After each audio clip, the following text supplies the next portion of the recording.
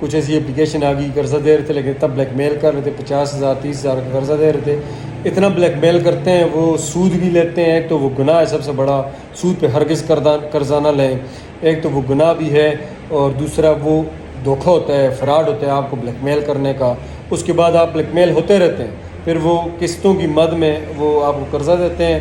لیکن وہ اگر 50,000 قرضہ دیں گے تو اس کے ساتھ آپ کا ڈیٹا لے لیں گے، پرسنل آپ کا موبائل ہیک کر لیں گے. جیسے وہ ڈیٹا دینا پڑتا ہے تب قرضہ ملتا ہے.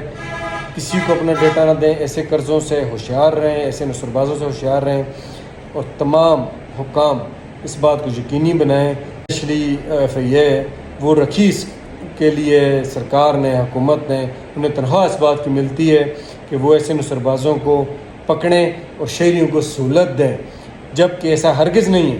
جب اگر شہری کسی کی شکایت آتی ہے کہ شہری کے ساتھ ایسا کوئی فراڈ ہوتا ہے، وہ بیچارہ ٹھوکریں کھاتا رہتا ہے، وہ اتنا تھک جاتا ہے کہ اس کیس کو ہی چھوڑ دیتا ہے. تو وہ کہتا ہے کہ میں اتنے دھکے عدالتوں میں کھاؤں گا، یہ کہ دفتروں میں کھاؤں گا، اتنے میں کرائے لگا کے جاؤں گا. وہ چھوڑ ہی دیتا ہے اس کیس کو، اتنا تنگ کیا جاتا ہے اسے. تمام افسران، تمام ادارے اس چیز کے خلاف ایکشن لیں.